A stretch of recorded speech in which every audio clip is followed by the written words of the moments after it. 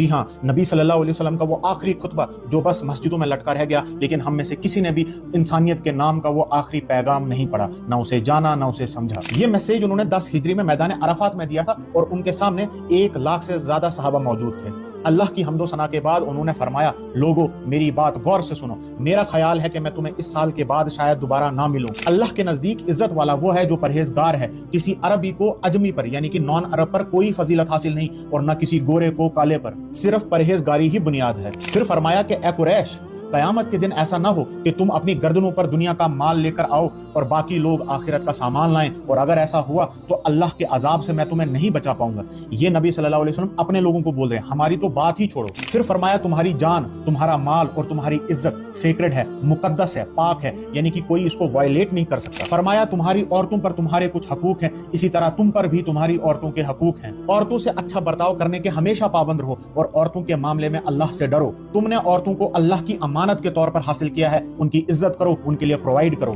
और फिर वो बात फरमाई जो आज मुसलमान अपने मुंह से बोल तक नहीं सकता, बयान नहीं कर सकता। फरमाया, लोगों खूब अच्छी तरह समझो, हर मुसलमान दूसरे मुसलमान का भाई है और सब मुसलमान आपस में एक दूसरे के भाई हैं। फरमाया, खबरदार मेरे बाद एक दूसरे की गर्दनें ना मारना। मगर अफसोस, आज फिरका वारियत की लानत की वजह से एक मुसलमान दूसरे को काफिर कहता है और दोनों एक दूसरे की जान के दुश्मन बने बैठे हैं। बहुत अफसोस होता नबी सल्लल्लाहु अलैहि वसल्लम को अपनी इस उम्मत का हाल देखकर कि कैसे वो फिरकों में बट रही है। वो उम्मत जिनके लिए नबी सल्लल्लाहु अलैहि वसल्लम ने ताइफ के पत्थर खाए थे। फरमाया, ए लोगो, मेरे बाद कोई नबी नहीं और तुम्हारे बाद कोई उम्मत नहीं। मैं तुम्हारे बीच में 2 चीजें छोड़ के जा रहा हूँ, अल्लाह की किताब और मेरी सुन्नत। अगर तुम इन्हें मजबूती से थामोगे तो कभी गुमराह नहीं होगे। खबरदार अपने रब की इबादत करते रहो, 5 वक्त नमाज पढ़ो, रमजान के रोजे रखो और ज़कात दो। फरमाया, बहुत जल्द तुम अपने परवरदिगार से मिलोगे और जो तुम्हारा हिसाब लेगा। और अब देखो हमारा हाल, क्या हमने नबी सल्लल्लाहु अलैहि वसल्लम की आखिरी बातों को चुन चुन कर वायलेट नहीं किया, उन्हें इग्नोर नहीं किया, ना हमने परहेजगारी इख्तियार की, ना किसी दूसरे मुसलमान की जान और इज्जत और उसके माल की हिफाजत की,